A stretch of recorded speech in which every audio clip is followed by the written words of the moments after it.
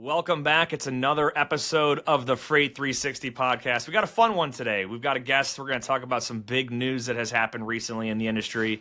But first, make sure to check out all the other content that we've got. You can go to freight360.net if you'd like to find our searchable library of all of our content, from long-form podcasts where we interview guests and just talk about industry best practices and help you with tips on how to reach out to those customers and build your carrier network better, leverage the latest tech that's out there. And you can even send us a message and we'll answer your questions on our Q&A show that drops every Tuesday. There's a little bit of a contact button on our website, or you can just comment on our YouTube channel and we'll take your questions that way. You've got the Freight Broker Basics course if you're looking for an educational option for your team or for yourself to get your brokerage off the ground. And leave us that 5-star review. We haven't run any reviews off in a while, but yeah, good stuff. All right, Ben, anything new in South Florida today before we introduce our guest? Yeah, just looking forward to winter. That's about it. Super hot, like it's been all summer. All right. Well, without further ado, we've got Bill Driegert with us today. We're going to talk about the DAT acquisition of Convoy and all the tech there. Bill, welcome to the show. Really quick, for anyone who doesn't know you, feel free and give a brief rundown on you or your background, current role, and we'll dig all into Convoy and DAT later on in the episode, but feel free and give a quick intro. Yeah, thanks for having me.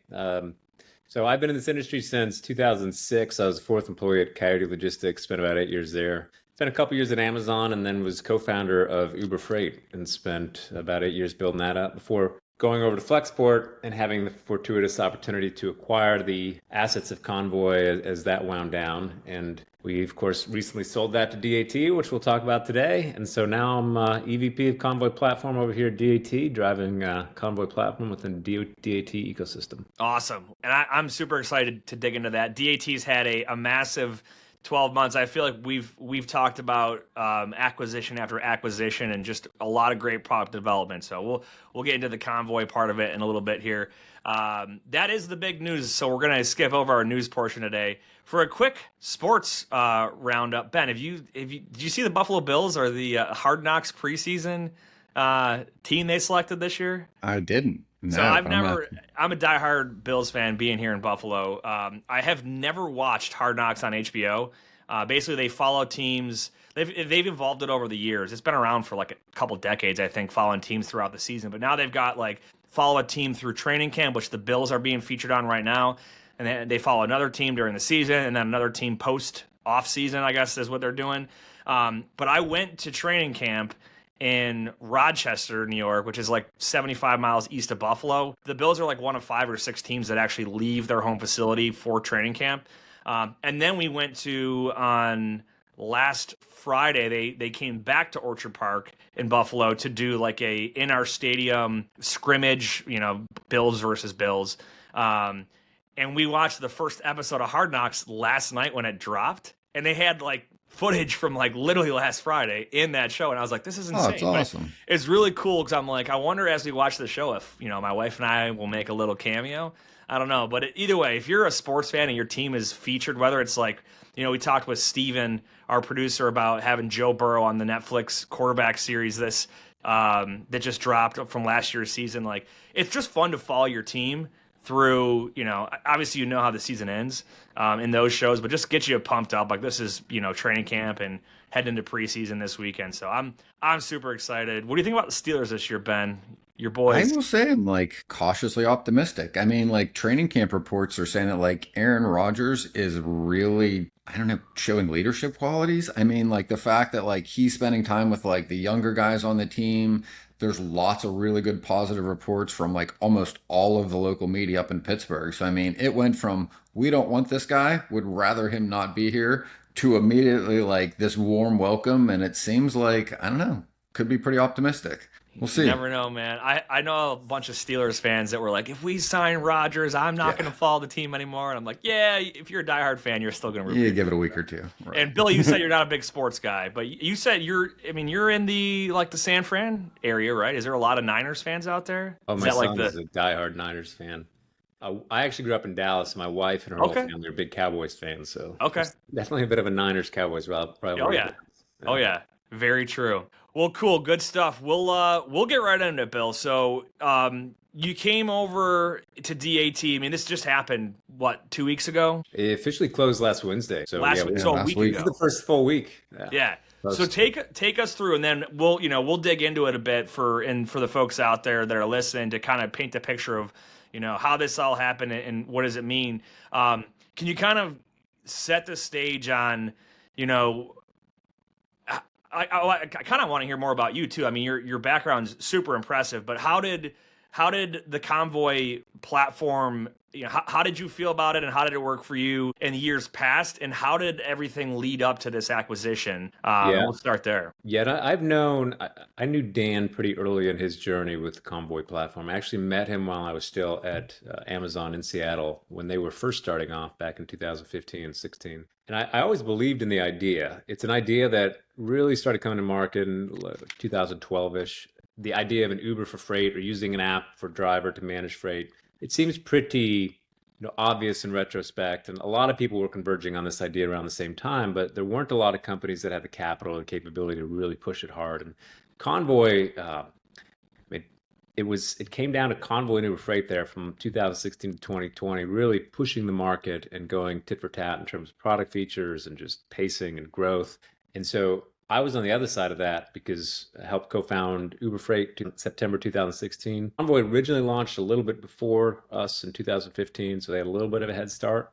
But we, of course, had the Uber brand name. And the fact that Convoy was pacing there all through that, they always were leading with product. They always had incredible product. They always had an incredible team. And of course, they got a significant amount of investment and like gold tier investors throughout the whole process. So I was very familiar with it as a competitor, and I knew that they had built a very solid product. I knew that carriers loved the product. I knew the brokers the shippers at the time they worked with loved what the service that Convoy offered. Well, then came the pandemic, and lots of things changed. Uber Freight became quite a different company. We made a large acquisition of Transplace. Convoy, ultimately, the end of that story was come 2023, they had to shut the doors, unfortunately. We were able to engage with them very early.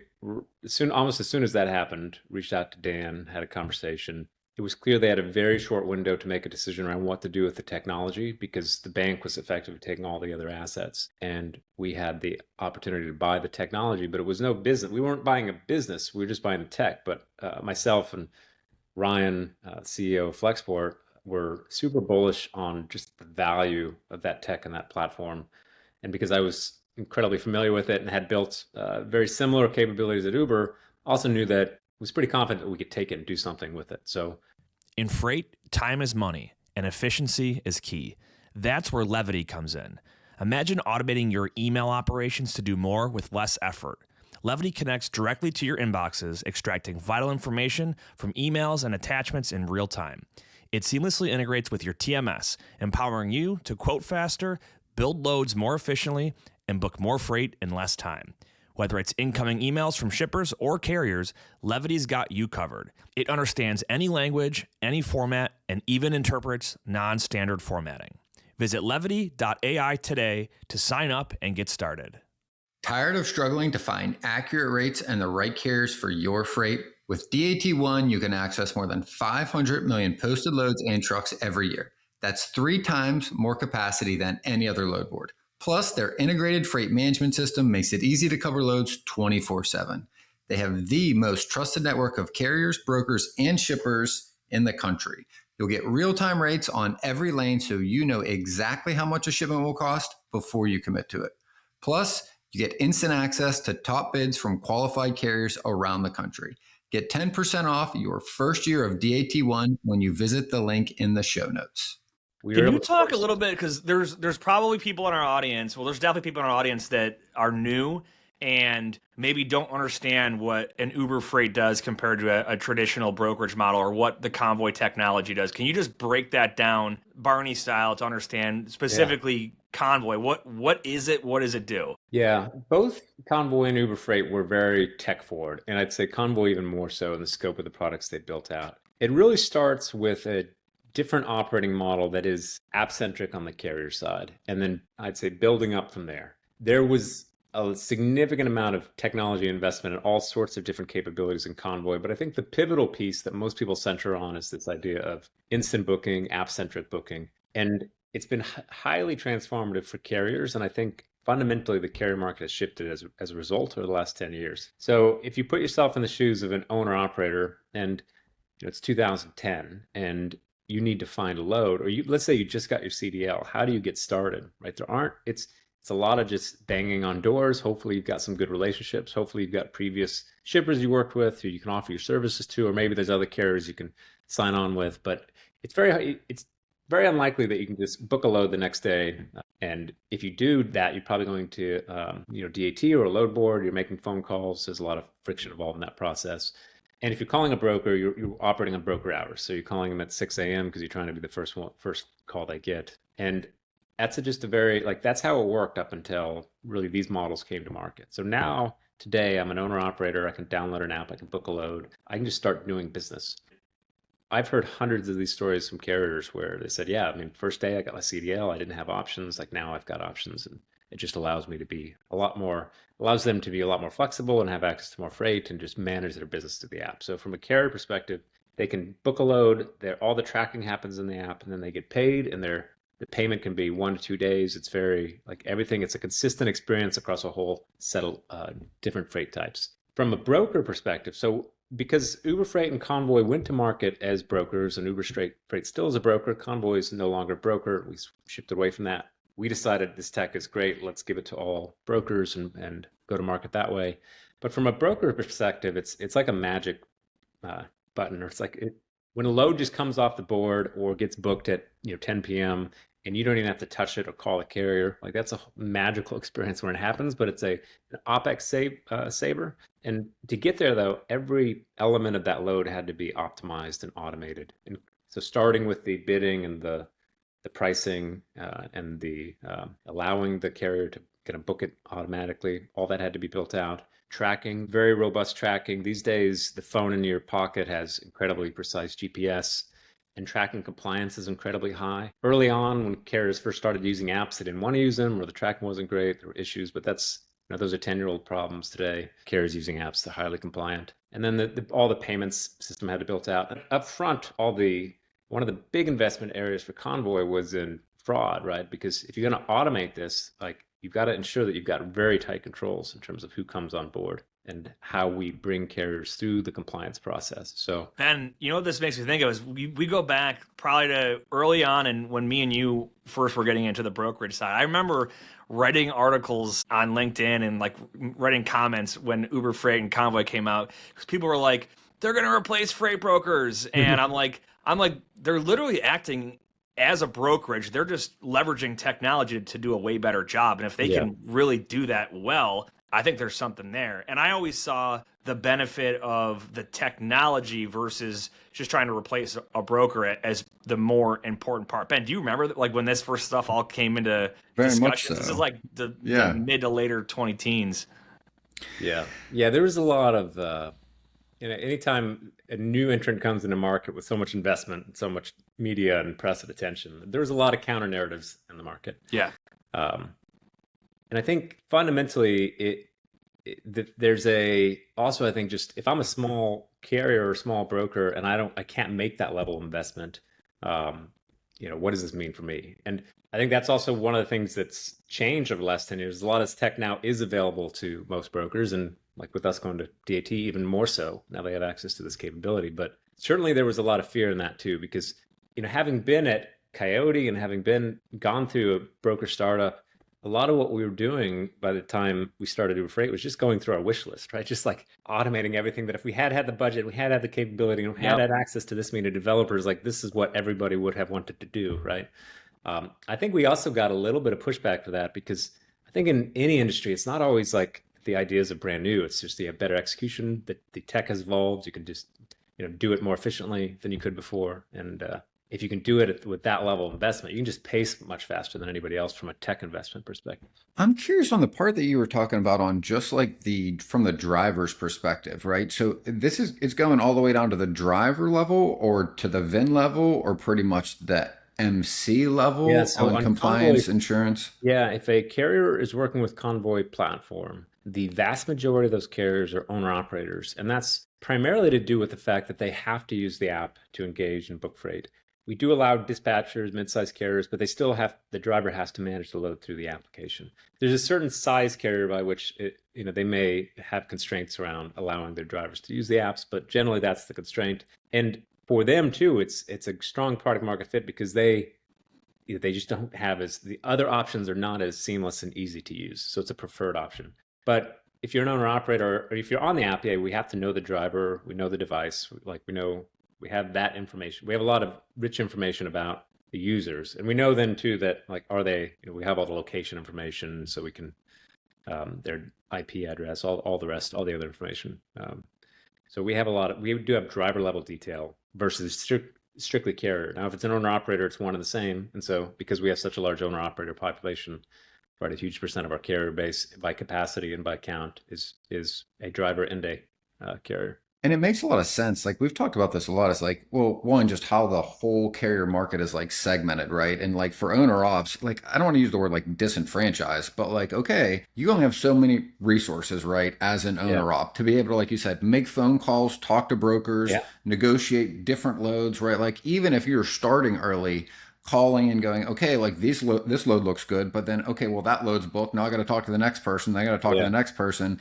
And then it's the other uphill battle of like, okay, how long is your MC history? Can they verify it? Do you have enough inspections? Which I think were like old school ways to prevent fraud that are now probably not as effective. But we've always talked about this as the sense that like, how the industry tried to solve that basically created this giant headwind for owner operators, right? And for new trucking company owners, to where it's just like, okay, so you don't have history. Like, how do you start? How do you gain that credibility? And the reality is if you've got visibility all the way down to the insurance, the VIN level, and that driver on the tracking side, and specifically all the way through the payment side, then at the very least, like that mitigates so much of the risk for the brokers to work with those carriers that really wasn't solving that problem anyway. And it's certainly not solving it these days. Yeah. And from a carrier experience, just so much easier. I often use the analogy of like, previously it was more like a Craigslist and this is more like an Amazon.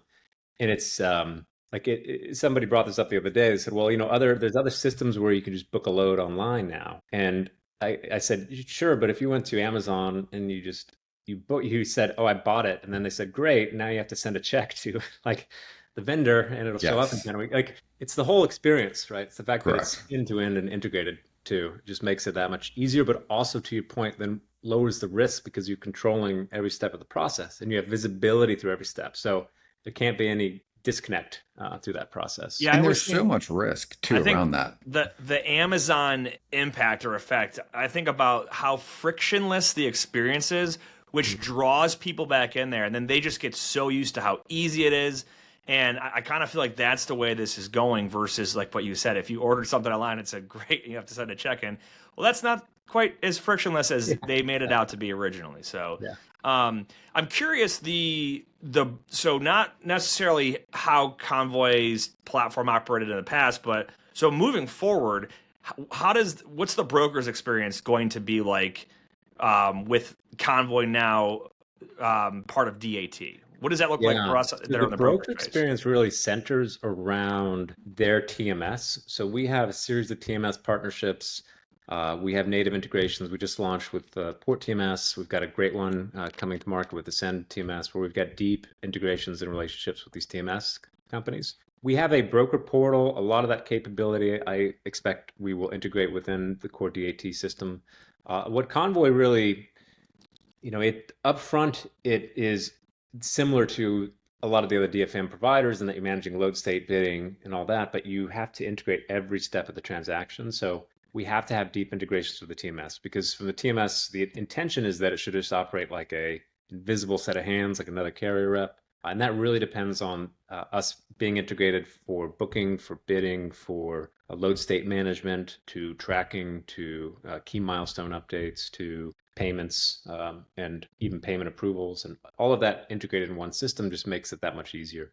So, it's very TMS. We have great partnerships with TMSs. So from a broker perspective, it's a complementary service now. It's part of the DAT package going forward as we think about this as an ecosystem. So I sign up with Convoy platform. If I have a TMS that has pretty much we work with all the TMSs at this point, but then we integrate through the TMS. Capabilities are slightly variant between TMSs, so that should all converge over time. But yeah, it's as simple as it can be as simple as you just post all your loads, filter out the ones that maybe don't work or that you want your floor to work, get real-time feedback on expected cost to cover, probability of coverage, see when those loads are booked immediately in your system off Convoy. You see the carrier. You can automate the carrier approval, or the carrier approval can, if you have additional steps that you want to take, you can manually override that or manage that process. Tracking's all automated. Breadcrumb data is all automated. Anytime you can call the carrier because you have all the visibility, they'll call you because that's what's showing in the app. And then payments are managed automatically. So how about that pricing though? Is it like you can put a range in, or? Yeah, the brokers set the ranges. So brokers determine what range they want the price to be in. They can set an absolute max pay that we will never pay above because it's all programmatic. It manages bidding activity. So this is where there was significant investment, and we've got real-time ML models that manage this behind the scenes that determine, are we going to have regret if we don't take this bid? Is this bid within range? There's a reserve price that's operating within for any given time. This reminds me of eBay early on and how great that evolved everything, right? Yeah, it's just way more advanced. Yeah. Yeah. If I think back to early eBay, you could do things like auto accept certain counter bids, and it has similar functionality, but it's all automated on the back end. Okay. Where, like if you think of it eBay's actually a good and interesting case study, because something like 85% of all eBay is actually buy it now and versus bidding.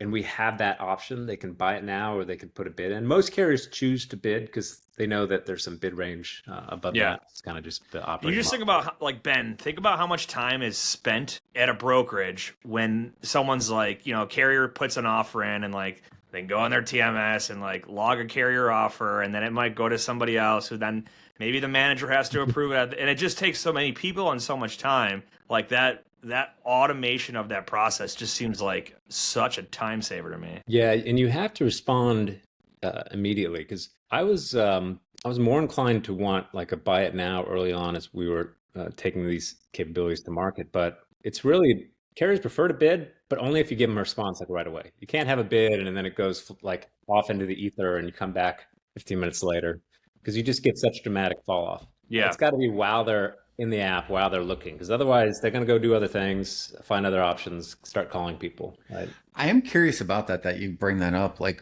what does that look like from like a fall off percentage? And again, like, I'm curious what that looks like even internally, like across the network, right? So from the carrier's perspective, right? Like, I'm bidding on a few loads.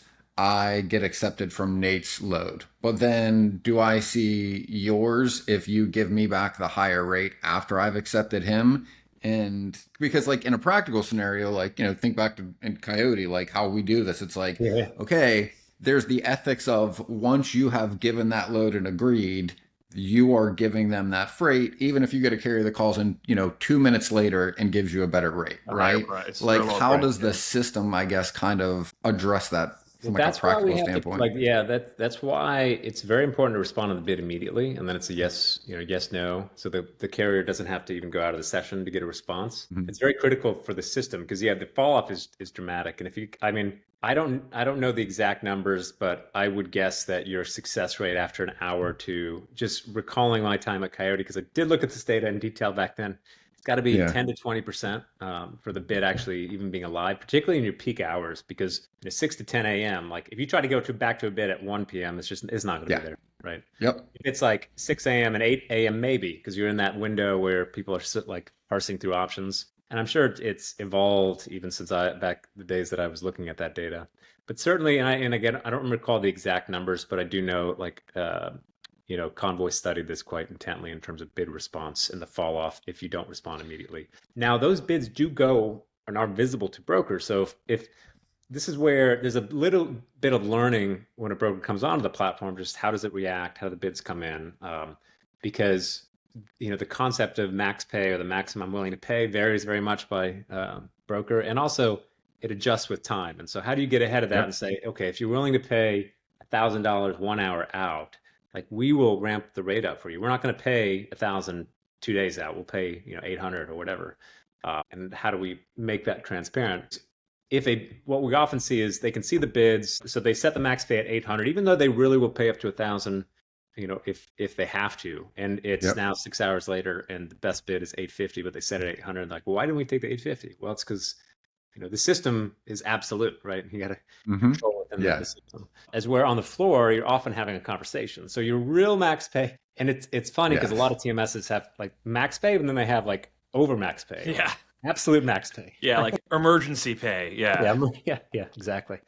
And communicating that concept programmatically, like the algorithm's going to just do what it does. So, yeah. So let me ask you how to use it. Yeah. on back to like the broker's use case. You mentioned TMS integrations. Is that like an all or none, or can a broker operate in the Convoy or DAT platform without a TMS integration? No, it requires a TMS integration because it's core to the experience. Again, I figured it would. I just was curious if there was any way around Amazon that. Versus the other modes, because we have to manage load state. So to be able to manage that simultaneously, what you don't want to is, the idea is that brokers may be working these loads in parallel. It happens all the time. If they're posting 100% of the freight, they got a floor is working in parallel. So if they book that, we want to take it off the app and vice versa. So like you need those integrations. And then for tracking, everybody has basic tracking integrations these days in their TMS. You just want to upload that data.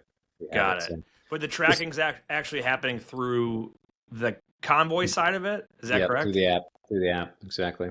Okay, got it. How is this like, and it sounds like, I guess, like a very simple question, but like so right now it's still technically two separate products. They're not integrated yet, correct? Between being able to use it through the TMS, through DAT, is it still the standalone yet, or have you guys merged them together? They are two separate products. They are very complementary. There are definitely features that will be integrated over time and will bring together. Certainly a lot of the investments in fraud and other capabilities. There's application across different parts of the DAT ecosystem. But really think of it for Convoy, it's loads that can be automated, because not all loads can be automated. Today it's a smaller carrier pool because it goes through a different compliance process. Over time, we'll integrate different capabilities across both. But DAT is still the largest load board. Lets you do anything. It's got full features. It's fully scoped, right? It's 47 years of development and build up. But clearly, we expect these things. We're going to benefit on both sides, and the Convoy network will scale up. But there's slightly different use cases. You can think of it too, just in the way brokers use them. Brokers tend to post loads as soon as they get them onto the Convoy platform, let it work in the background. Brokers are often using DAT to source new capacity when they need it or as they need it. And so every customer we have today that I'm aware of also had a DAT when we went through this process. So, and they use them in complementary ways. And sometimes it's they've got similar people managing the postings or thinking about how to use them day to day. But it's they're very complementary. You've seen the headlines. Freight fraud isn't going anywhere. But if you're a QuickScope customer, you're not seeing it in your business. QuickScope is a cutting-edge load-level visibility tool that stops fraud before it starts, right where it happens. Inside the transaction, no noise, just results. With unlimited usage and by far the most cost-effective product on the market, QuickScope delivers real value without the bloated price tag or platform confusion. And here's the kicker. Version 2 of QuickScope drops this summer, packed with powerful new features and AI integrations that'll make your visibility game even stronger. Sign up today and you'll be locked in at today's pricing when version 2 goes live. Stop chasing fraud. Start stopping it. Visit quickscope.com.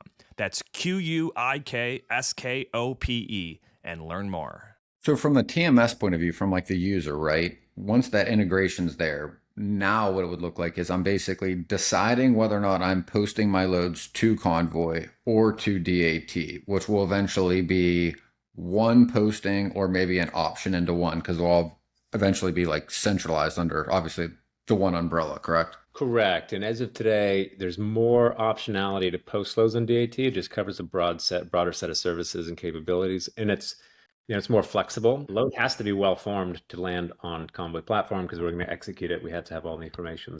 There can be some differences there, but yeah, practically, if I was starting a broker today and I was very I was trying to build it tech forward and highly sophisticated, I would probably use those in the way that I would have most of my freight posting on Convoy, also posting on DAT. There's a lot of companies that have stepped into the market too to manage inbound calls in a more automated way off of DAT. I think the market's going to look, it's fun to be on the inside because I do think this is one of the pivotal changes that's going to push through the market in the next 5 to 10 years. Carrier procurement in general is just going to become a lot more tech driven in terms of how brokers manage it. And DAT just has a legacy of depth and coverage and scale and capabilities and flexibility in terms of how the product works. And on the Convoy side, it's all about automation and efficiency. And so you mentioned there's some differences between what's required to post to a basic posting on DAT versus Convoy. Can you talk? Because I'm thinking like if I want to post any old load on DAT, I'm looking at like origin, destination, equipment type, equipment, and right. Yeah, and like dates, which is right? faster, maybe not even weight, right? And you can imagine just the use cases at which you're doing that, right? There's a broader set of use cases in which you might post a load to get an inbound. What does that narrower scope look like for Convoy? With Convoy, it's the actual load, right? We're pulling it out of your TMS, scheduled, right? It's ready to go. We've got the pickup location, delivery location, the schedule, like all the. So just down to the address, you got the price range in there. Is there limitations on equipment types? And you can imagine, I mean, there are definitely a lot of operating models in terms of how brokers manage loads or get freight from their carriers that support a DAT-like approach where you just need a little more flexibility. And the load has to be automatable and has to be a little more rigorous coming through the Convoy platform. Okay. Yeah. Any limitations on equipment? Like, is it specialized? Yeah, right now it's drive, flatbed, and reefer, and we don't do we don't have the full scope of specialized in terms of flatbed. As we're on DAT, it's pretty much whatever. It's a fully broad set of services. Got it. Cool. So what do you? Go ahead, Ben. I'll add some questions in later. What do you kind of see like what this is going to look like? And I would say like probably in the interim, because I think you alluded to a minute ago, I'm like, I don't think most people think the industry is going to function the way it does today. 5 years from now, for sure. And it's probably going to look different in 3 years than it does in 5 or 6, whatever that ends up being, right? There's like this interim step and there's probably what it's going to look like. And then ultimately probably 10 years probably going to look even different than it does in 5, right?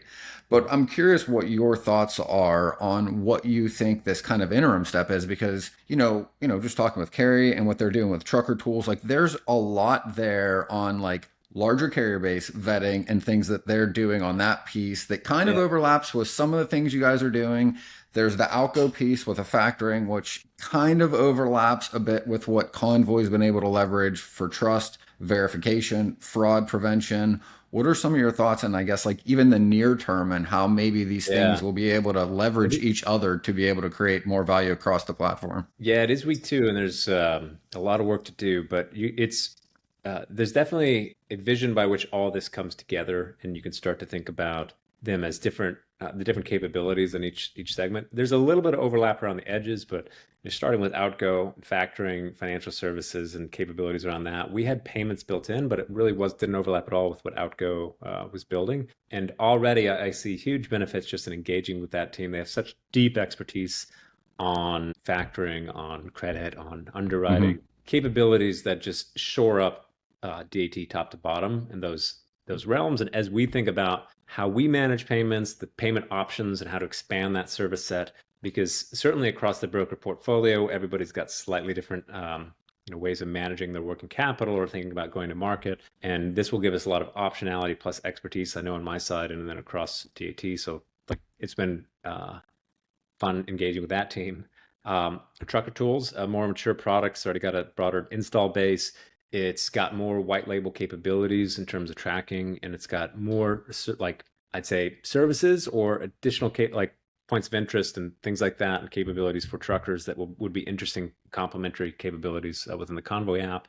And then Convoy is really focused on that end-to-end execution and streamlining every part of the load lifecycle. Because again, we came out of a broker, it was dog-fooded with $1 billion investment. So it's a very refined execution. I like to use the word, like the label execution layer. It's like an execution layer capability. I mean, it's in the hands of the carriers, managing every step of their process, and then automating that on behalf of the broker to make it easier for them. So they're complementary in that sense. Yeah, they overlap around the edges, and we are actively working through what the end state looks like and how the pieces come together. But Yeah, it's like the Convoy is kind of the last piece of the puzzle. And the earlier question of like, how does this evolve over time? I've had the fortune of working with some very forward-thinking brokers that engaged in these products very early, that wanted to learn about them, wanted to try them. Some of them whom I would say are farther down that path of evolving into what a like next state of broker looks like.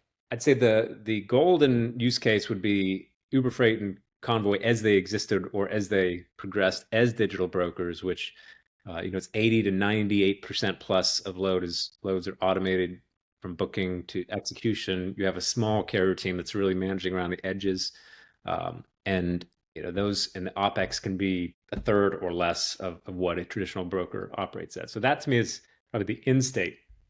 I think there's always going to be a mix, because oftentimes the limiting factor is how the shippers engage or what they need, and then how that maps to the capabilities of the broker.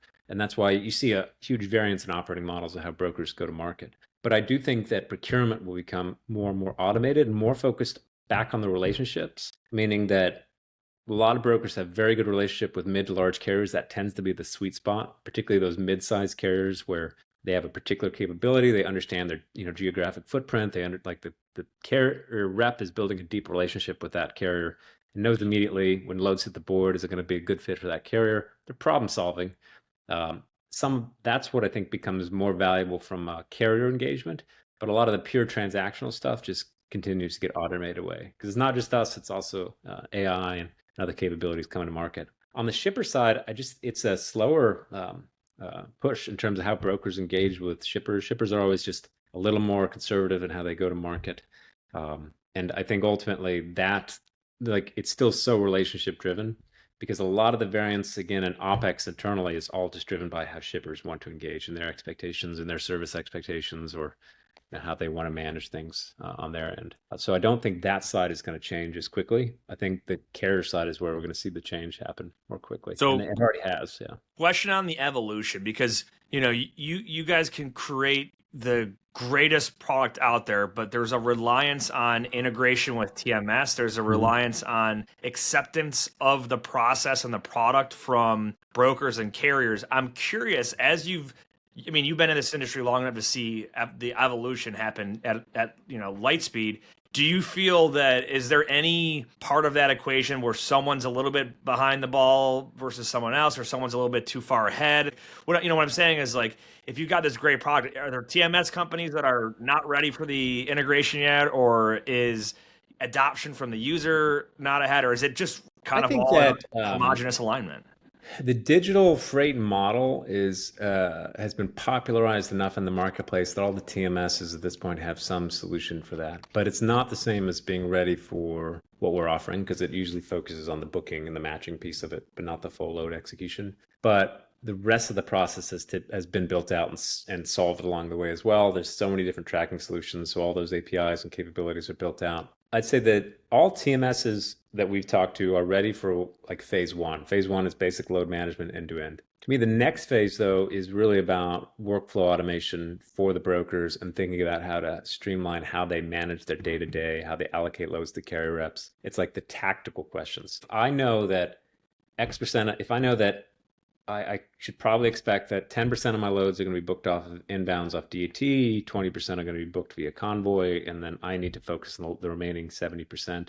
How do I focus that 70%? What information do I need? What tools do I need? How do I need to think about the load board management on a day-to-day basis? Also, as I'm going to market, if I'm going to bid on freight or bid on a contract, how should I think about these other capabilities and capacity channels available to me, and how that balances against current internal capabilities? So I think that's where you'll probably see the bigger differentiation of TMSs over the next 5 years. I think the base level capabilities, the booking, the load management, the bidding, all that is kind of table stakes. And we're far enough along on this digitization freight journey that every TMS knows they got to play that game. Yeah. What I think what they'll have to come to the table with over the next 5 years is that next level. Like, for my broker customers, how am I helping them operate in a more digitally forward model that allows them to optimize their team and make sure that their team is being utilized in the best way? Yeah, what's interesting about what you just said there is I think back to I just went through a TMS evaluation for my brokerage this year for an upgrade, and I did the same thing about 5 years ago. And what I saw was available 5 years ago versus what is available now, it is night and day. A lot of the names are still the same, but what they're actually focusing on is very, very different. Like 5 years ago, a lot of the focus was, some automation, but a lot of it was we're trying to get away from the legacy system and get more to the online, web-based. It's accessible anywhere. It's easy to use. It looks nice. And now 5 years later, it's like, well, that's the industry normal now. Like it should be easy to access. You could get it on your phone or online, whatever, from anywhere. And now it's like, there's all these other cool tools out there. We want to be able to integrate with them and leverage what they're doing. So it's, our folks can operate in one system, but leverage all the stuff that's out there. So it's really, really cool. That's why I was curious if there's any TMS, you don't have to name any, but if there's like, mostly all of them are leaning into this and they're bought in, or is there a decent percentage that's like, we're just not there yet, or we don't really want to do that? I can call out a few that we've got good relationships with. I touched on a few before. For long tail brokers, Ascend is one that I'm very excited about the launch. It's natively built in. We've worked quite hand in hand. Tim's done a great job with keeping that like always ahead of what's coming in the market. Yeah, and Tim's a great guy. McLeod is the biggest one. We've got a great relationship with them. I was recently at one of their conferences where they're already ahead of the game on AI integrations and other capabilities, and so we're currently in the process of pushing our first fully certified release with them. So more to come, more press to come on that one. But then moving down the list, we just launched Port Pro native integration. We've got pretty much, I would say, of the top 10, some commercial agreement or relationship with all of them, by which.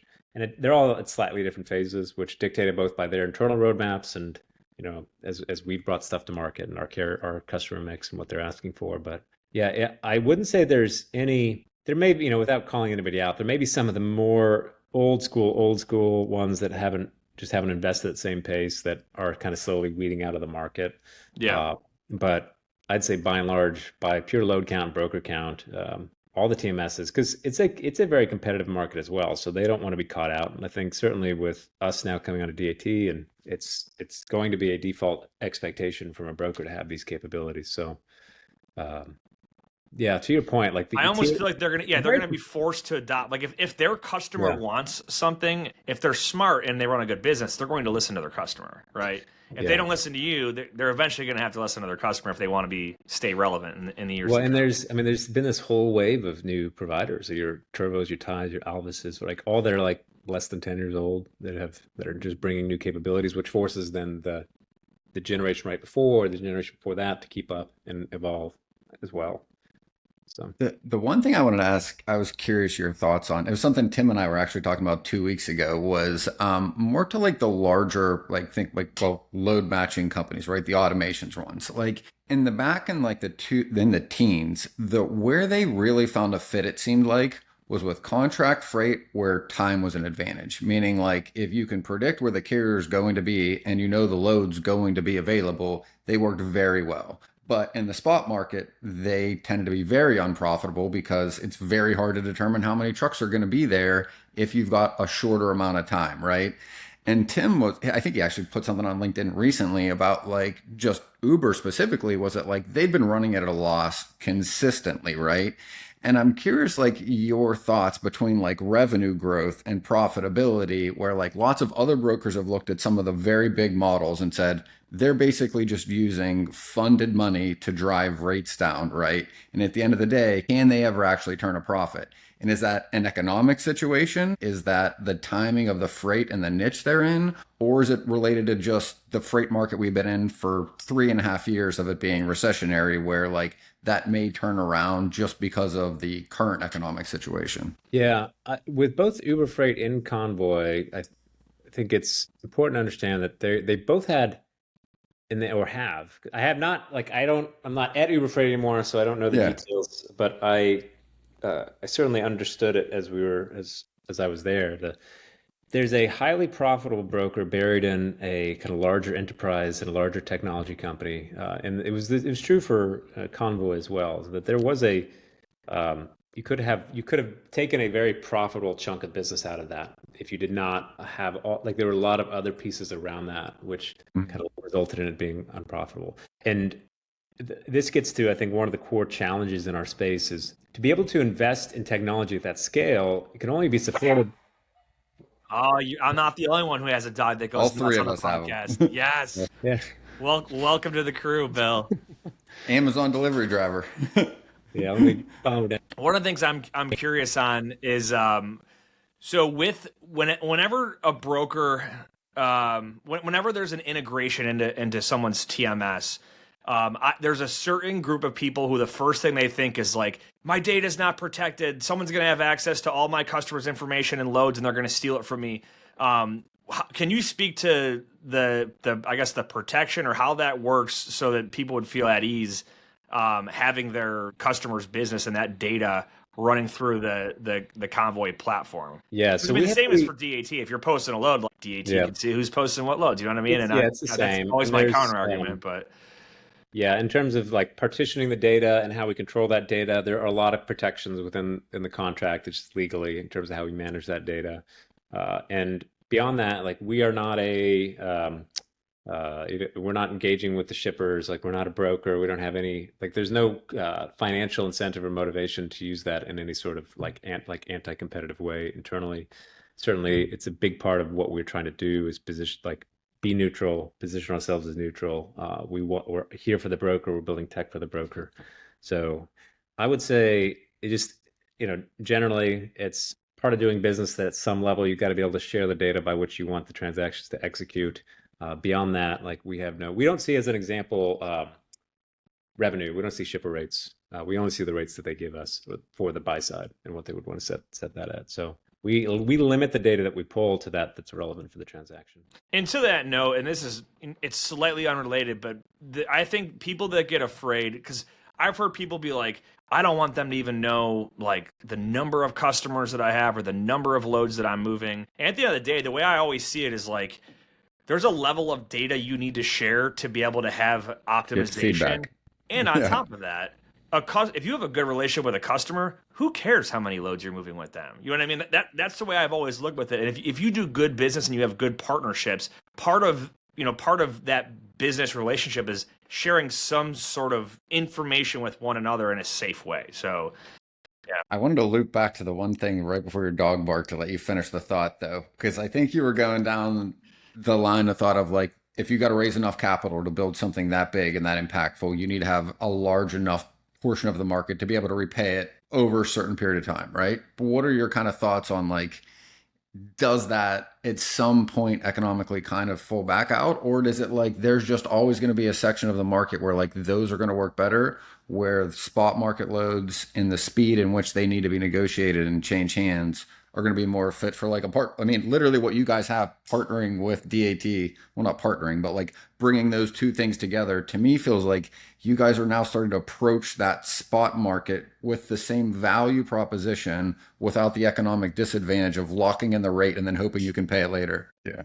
Exponentially larger, because now you're servicing every one of the large brokerages back to that same customer. You add up all their 10% of that customer's freight. If you get 5 or 10 of them or all those brokers, now you're being able to service a much larger piece of that whole pie. And I think there was a lot of lessons learned in that. I mean, there were a lot of companies that I think tried to do that in the 2020s, that, 2-3 year range where, I think they just weren't as constrained on their cap table. And like you said, there's just only so much of that market you're going to be able to grab within a certain amount of time.